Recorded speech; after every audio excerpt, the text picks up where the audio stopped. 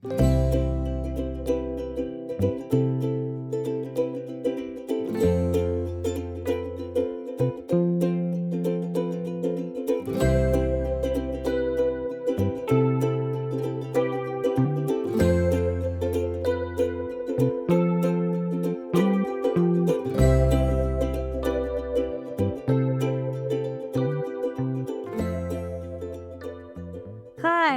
my name is Fiona and welcome to Yairn. This is my creative roundup of everything that I've made this month. I'm a Scottish American designer living in the Scottish Highlands, and I love to knit, crochet, sew, and spin.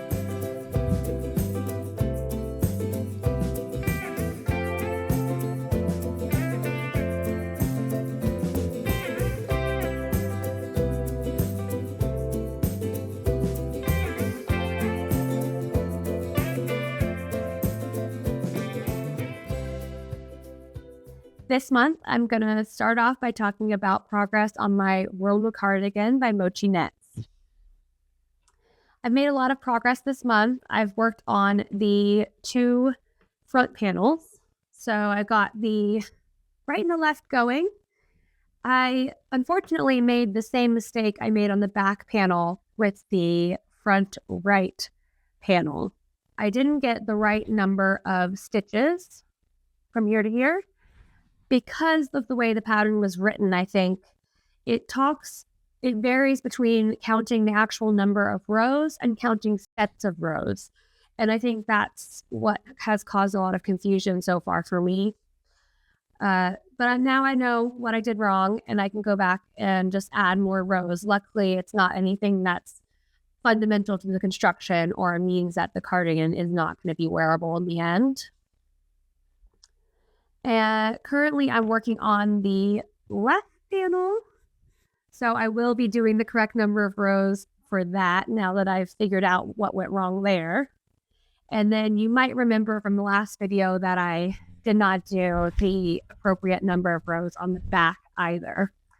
So work in progress and some things to fix, but all in all, very exciting.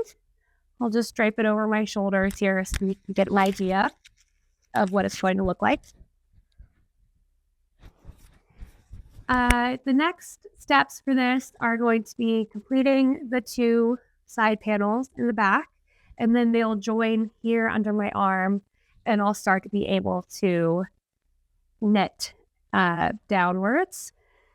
I'll be curious to see if I end up knitting this as far as the pattern says, or if I crop it a little bit. I think my torso is a little bit shorter than most, so I might like it a little bit of a crop fit. We will find out. I'm hoping by next month, though, that I will have the body starting to be worked up. Who knows? Maybe more. I spoke last month about these sections and worrying that they would be a bit tight. As I picked up the stitches, though, it did seem to grow a little bit and sit a little bit more naturally.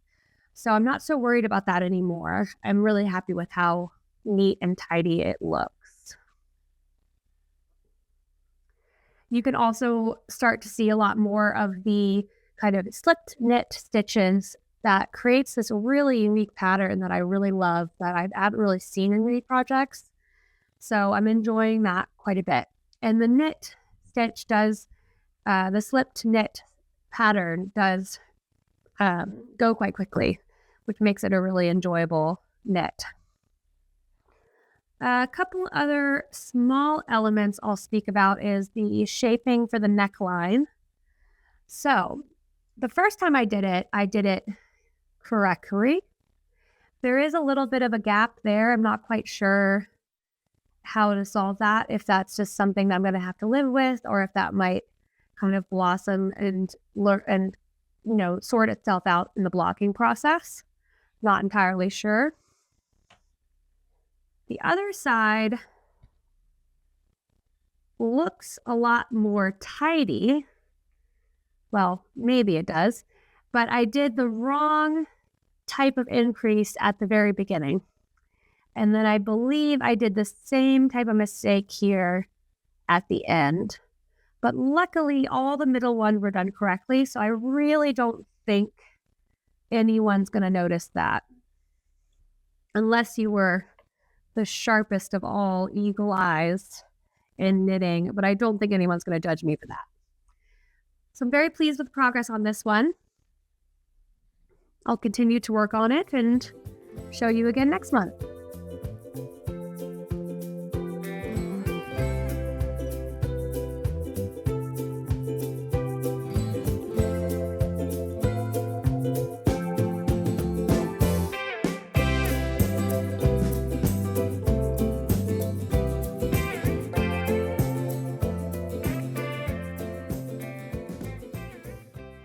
Moving on to my spinning. I wanted to talk about spinning now because I did get some knitting done with my spinning. So we'll talk a little bit about both. So this is my plaid Balcaskie Shetland. I'll just hold this up and hopefully you can get an idea of what it looks like. It really doesn't look like a plaid yarn. It looks a lot like a felted cord, and I cannot tell you why. I have no clue why it is spun up like this. I don't know if you'll be able to see this. Oh, there's a good little shot there. It really has this funny, fuzzy look to it. I don't know how this was achieved. I wasn't spinning with hot, soapy, wet hands. So I don't know what happened there. But when I took it off the spool and I knit it up, it did turn into quite a beautiful fabric. So here it is. You can see there, it's got a nice stretch to it. It's got a nice kind of drape to it. And the colors are just dreamy. This deep charcoal, some lovely camels, grays, browns. There's hardly any, bits of nature left, which is nice.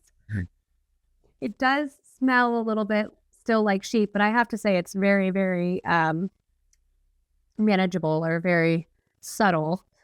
So I'm really happy with how this turned out. The next step for me is going to be figuring out what pattern to make. I think I really want to do something quite modern and maybe Nordic. I don't want to do anything too bulky, even though this fabric is going to be very, very warm and has a rustic appearance to it. I want to counterbalance that with a little bit more of a delicate design.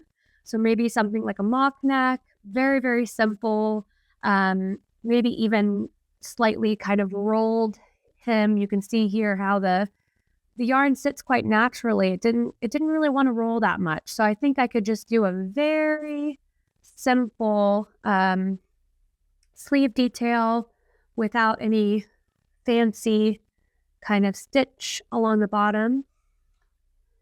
So yeah, I'm really excited about this. I will pop in a few kind of pattern ideas I come up with, maybe here, wherever they show up. And yeah, if you have any preference between the ones that I show, please let me know. I'd be very curious. So that is the Balcaskie Shetland.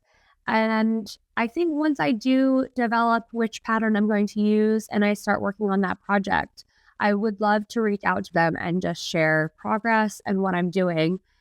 They didn't ask for that, but I think it would be lovely for them to know that the wool that they were using as demonstration wool has now turned into a sweater, even though it was really going to go straight to the landfill. Or burned or whatever they were going to do with it. I know it wasn't going to be used. So I'm very, very happy with that and excited for progress.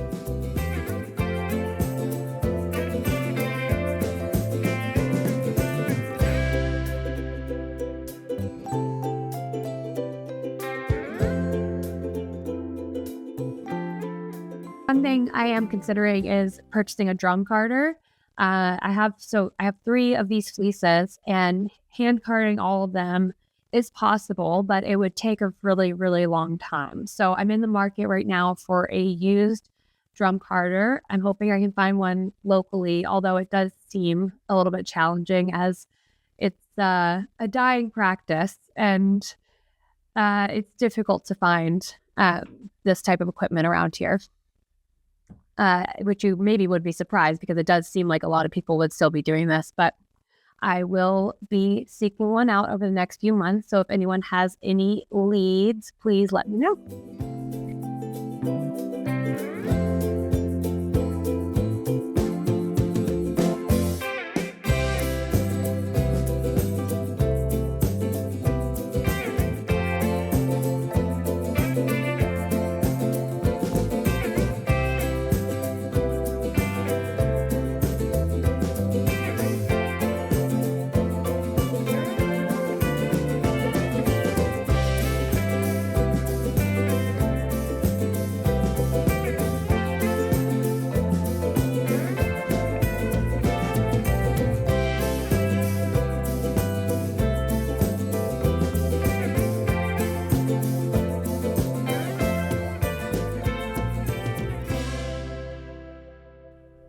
So nextly, I will jump into sewing.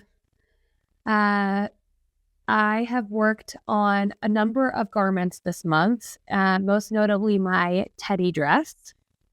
So this is a dress by my keeper, and it turned out beautifully. The fabric itself was a little bit thin, so I ended up having to do it as a lined dress, which I can't actually remember if the pattern had instructions for lining, but I essentially just made two of the exact same dress, sandwiched those together, and then used the binding that you use, similar to this small cardigan that I'm wearing today, binding that you end up using around the neck and the armholes to just seamlessly sandwich those together. So that worked out really well, and I do really love the way that the dress came out. I did have to make a few modifications that I do want to mention, especially if you have a larger chest. So I measured myself for this dress, and I was in a larger size for my chest and a smaller size for my waist and hips, which is fine because it's an adjustable dress. So there's the ties on the side that will cinch it all up, and you don't have to worry about the waist or the hips so much. But I think the bust is really the critical measurement. And I will say this just barely fit around, even though it was the dimension that was provided for. And I think the designer does address that in her pattern. She does mention that the bust is the most critical measurement and that you should consider sizing up. And I think the next time I make this, I probably will go up a full size. With the caveat of the shaping also needs to be adjusted for a larger bust. So there's almost no shaping in this dress. There's very, very delicate kind of princess style seam shaping. And what I ended up having to do is essentially adding a much deeper kind of dart style to my princess seam. So if I was to make this again, I would actually probably redraw those pieces slightly to provide for more shaping, because what ended up happening was when I put it on, it was quite tight across the chest, and then there were some large gaping bits above where the armhole was kind of enlarged to allow for the extra room in the bust, and it just did not sit right. So I did have to make that adjustment. So that's just something to think about if you do have a larger chest and you do want to make this dress. I would potentially make the top half of the dress or do what I did and make the adjustment at the end, which actually was quite simple to do. Just make sure you do it before you put on the binding. So after that, I spoke last time about making a damson madder dupe. And this was the plan. And so I started doing some experiments with shearing just to get me started. So I'll grab those now. Here are a couple of the things that I practiced my shearing on. So this is a really beautiful dark blue corduroy that I sheared up as a kind of tank top. And I love how the fabric looks. It really, really came out beautiful. So I think this is a wearable piece, and I need to figure out how I'm going to hem the neckline and the shoulders. I think that's going to be quite simple. Hem the bottom, finish this up, and this will be a really fun piece to wear. Very sculptural, unique. I think in the future, if I was to do a darker fabric, I would buy a shearing yarn that was black or a color more similar, as this is very, very visible on the inside. So thankfully it's tight fitting and you won't really see that, but it is something that just doesn't look very appealing if you were to get a glimpse of it. So it's something to think about. The next thing I tried was this cotton. I just wanted to see the difference in the two fabrics. I found that the corduroy did not cinch up as much as I was hoping it would, and it doesn't fit as tightly around my body as I would like. So I tried a thinner fabric, and you can see I got a much tighter result, and the shearing is gorgeous. And that was a really good way to learn a little bit more about that process. With all of that said, I got into a time crunch with a wedding, and I was not convinced that I was going to be able to make that dupe in time.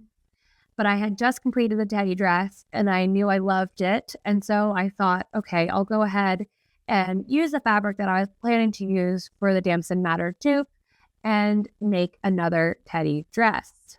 So that is what I did. And it did turn out beautifully.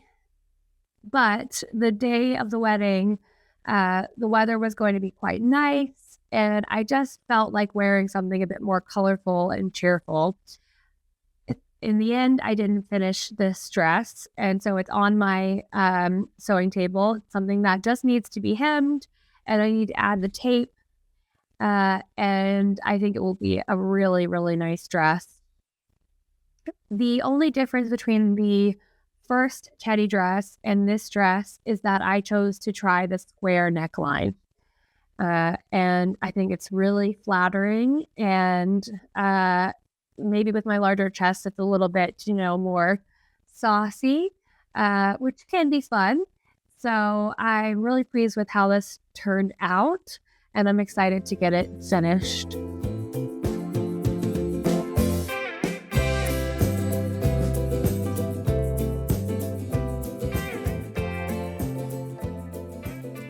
That is everything that I worked on this month in terms of sewing. And I think because this month was so heavy in garments, I'm going to move into going back to a project that I had worked on many years ago, which has been sitting in a box, and I really want to complete it now. And it's a quilt. And it's a quilt that I actually inherited from a lovely lady in California who's a very, very talented quilter, and I will try and pop her name in here. And she had me over to her home and showed me everything that she had worked on in her beautiful working space, and knew that I liked to sew. And she gave me this partially completed quilt, which I think dates to the 1960s or 70s. I had about 4 or 5 of these panels completed when I received the quilt, and then I had all of the pieces kind of cut and ready to go. From there, I finished the panels. I put on the petals, and I made a lot of decisions as to what back panels and what petals would go together. Tried to keep it quite random, quite beautiful. And then once I had those completed, I sewed all those panels together.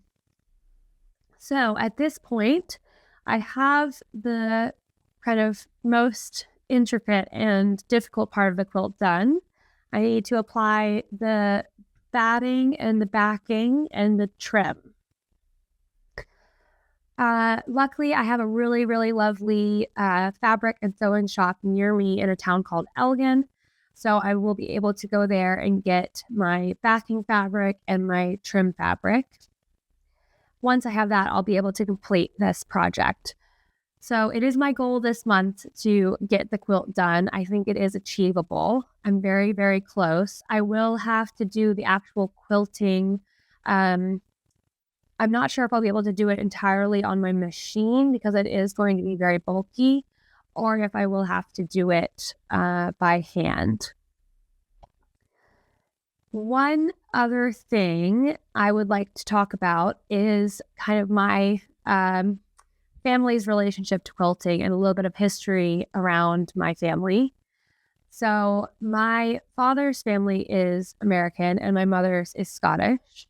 And my father's family has a lot of kind of quilting and sewing history,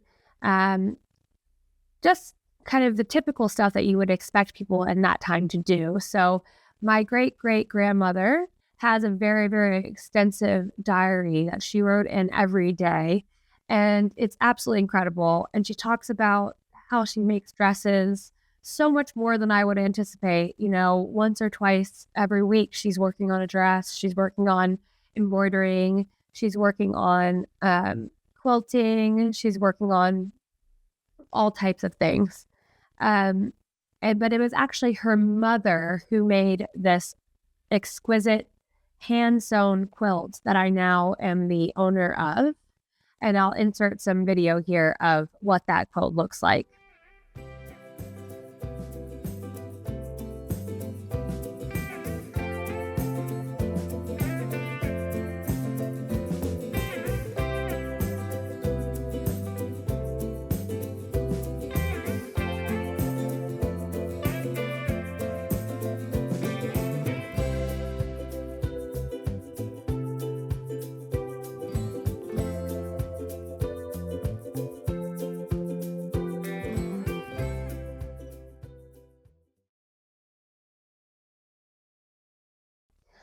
I just cannot believe the intricacy and beauty of this quilt and how she was able to achieve these kind of floral or leaf-like patterns with the hand sewing.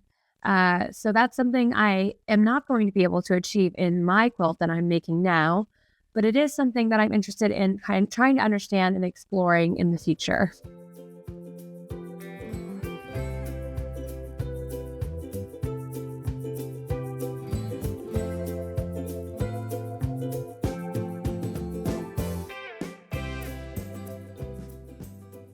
Looking forward to next month.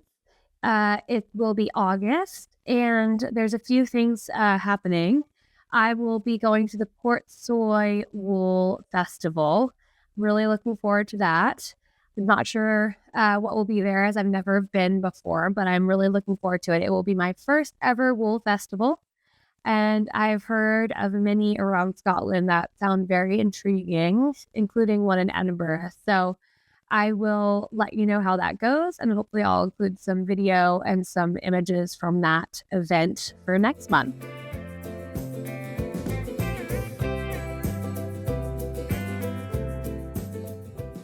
I currently don't have any crochet projects on at the moment, but I have been itching to make a crochet blanket. My lovely Aunt Martha is the crochet blanket queen, and she made me an incredibly beautiful blanket for my wedding, which I will put some imagery in of here. And so I am really chomping at the bit to make a blanket as well. I don't know what that will be, but I do have lots and lots of wool that are in quantities that are lower than a sweater quantity. And so I think I could make a blanket that uses lots of different colors and just gets a lot of those balls of wool out of my stash that I don't plan to use for anything else. As soon as I come up with a pattern or an idea for that, I will let you know.